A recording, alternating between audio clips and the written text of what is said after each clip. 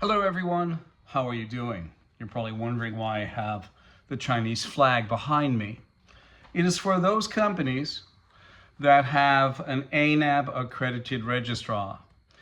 It's even worse for the companies who have TUV, DNV, and foreign registrars who are accrediting you as an American company. And I say that as no defamation to them, but where's your American pride, business owners? This video today is based on conformity assessment requirements for accreditation bodies and accrediting conformity assessment bodies, which means registrars at accreditation bodies.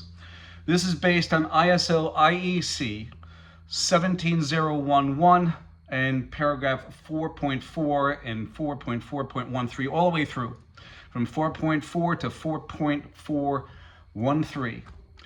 And it is about impartiality, which there is none. That's why we have failures at Boeing with the 737 MAX. They're cavorting Boeing is not only cavorting with the FAA, they were given carte blanche in 2009 by the FAA, who penalized them for fudging documentation later on down the line. Isn't that a tender moment in a turbulent world? This video today is basically, I want to give my best to Mayor Dad. He prodded me on, he said, Daryl, look at the clauses. If you look at the clauses, you can find the contempt. And he was absolutely correct. I thank you, Mayor Dad. Thank you so much. This video, the title is QA Expert Daryl Guberman Uncorks Quality Certification, No Impartiality, and Industrial-Wide Failures because of it.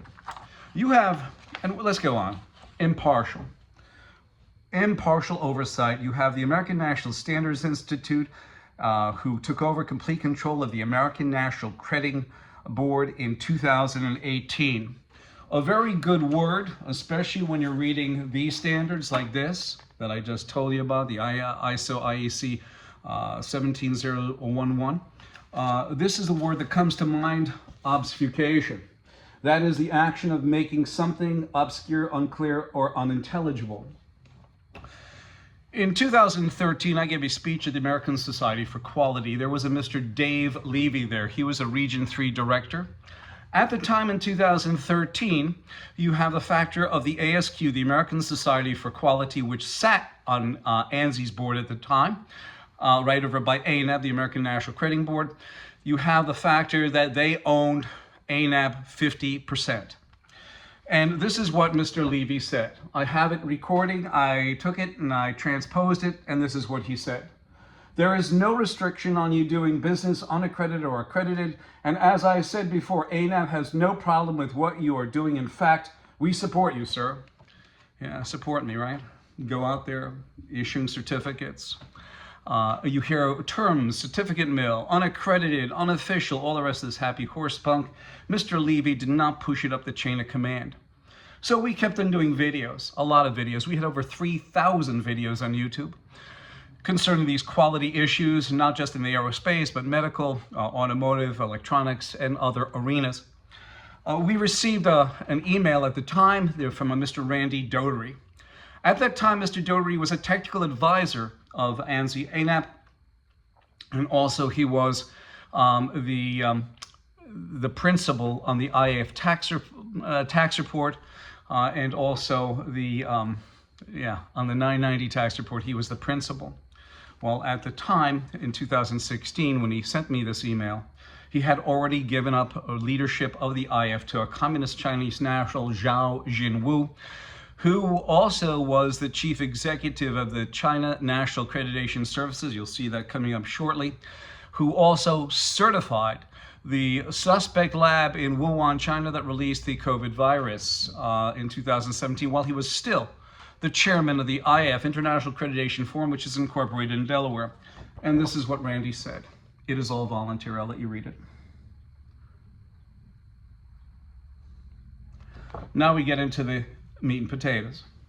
ANSI, the American National Standards Institute, is a private, not-for-profit, non-governmental corporation that has both federal agencies and corporations on board.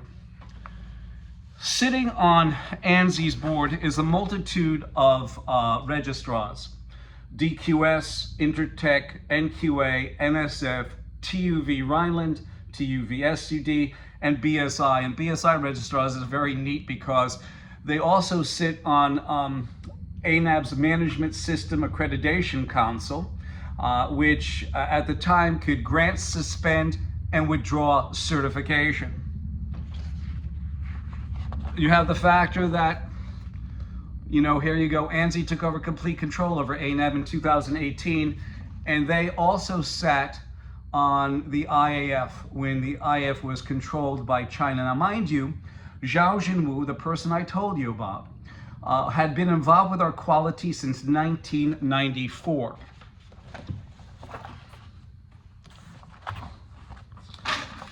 Here's ANAB sitting on ANSI's board, and they sit over by Boeing. We're going to hit upon Boeing very shortly.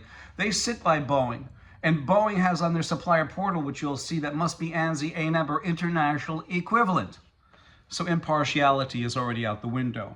Don't let anybody kid you. They will try to wheedle their way out of this. Here is the picture, Randy handing over leadership in 2015 to Zhao Jinwu, who at the time was also the chief executive of the China National Accreditation Services.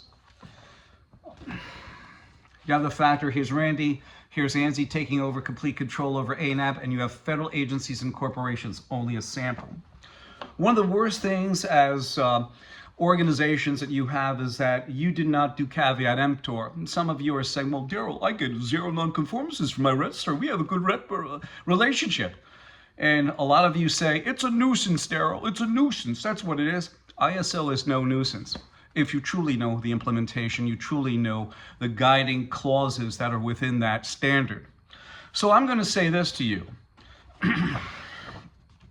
All quality registrars, ANSI, ANAB, accredited, or IFMLA, which sits on, or MRA, which MLA is multilateral agreement, MRA is multi-regional agreement, did not tell your company that they are being evaluated and watched over by China-led IF 2015 to 2021.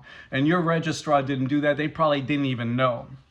And here you have Zhao Jinwu in the lab in 2017 issuing a laboratory certification, where during the same time he was issuing it, you had a Miss Pamela Sale under deposition in Texas stating that, and she's the laboratory guru, she's the vice president of laboratory certification for ANSI ANAB, state, and I quote, from one laboratory to another, they lack protocols. They can ad hoc pick this or that, which means if I'm doing a blood test and I have a test tube in this lab, I can go to California, same certification, and do the test in a beaker. It's inconsistent. Do you understand that? You have Xi Jinping, who mandates a guy like Zhao Jinwu, the CEO of, the chairman of the IF at the time, and also the chief executive of the China National Accreditation Services. He has Article number 7 of the China National Intelligence Law, which mandates espionage. You have 10 different registrars in China that can issue an ANAB accredited registration. So they are far from being an American company, speaking about cybersecurity. And you have this situation. Here's Boeing, and I'm going to show you right now. This is a very simple flow chart. You have the FAA, you have Boeing, and then you have ANSI ANAB down here, who is the accrediting body that Boeing shoves down your throat. Why not? They sit on the board of ANAB.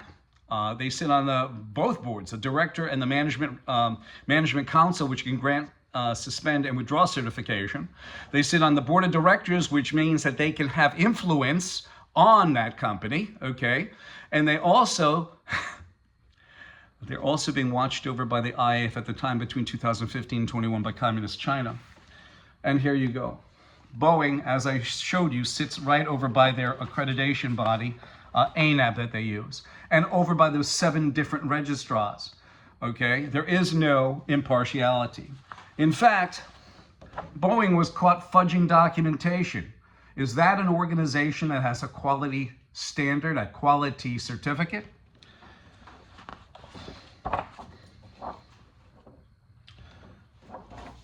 And here's their supplier portal. Their supplier portal is pretty neat. It states, certification body is accredited for these quality management systems by ANSI ASQ, which is no more than ANSI ANAB. National Accrediting Board or international equivalent. And I say this not for the people of Iran and Pakistan, that the governments admitted to, the Pakistan admitted to harboring Osama bin Laden, and you have Iran who also admitted to harboring some of the terrorists of 9/11. And this does not go to the people of Iran or Pakistan, it goes to the government. And here you go. Iran and Pakistan sat on the IF, right over by Lockheed Martin, which was a member of the International Aerospace Quality Group, which also sits on ANSI's board. Okay, you see how intertwined they are. I have all this. I don't want to take up your time with a 20-minute video. You also have sitting on there the Federal Aviation Administration, right over by Boeing, right over by Lockheed Martin. You have all of this. And the standard is so pure and simple. ISO IAC 17011, paragraph 4.4 through 4.4.13. Impartiality. You don't have impartiality. That's why you have failures. You have a factor that Boeing, back in 2002, I think it is, put out a supplier notification that said that if you are AS9100, ISO certified for aerospace, basically, if you are certified to that standard, don't worry about it. We're not going to send any more QA people in to look at you from Boeing. We're just going to take your parts, and that's it. They also, as I said in 2009, got the FAA seceded inspection to Boeing for develop of the 737 MAX, and I'm sure the 777, the 787 all follow suit, even the 757. You have all these aircraft, and they all have quality issues.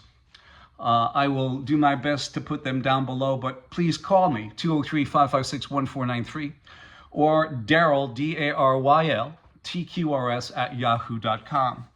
The reason why I do this is because those of you who are ANAB accredited should hang this up or this up outside your building, because you are culpable.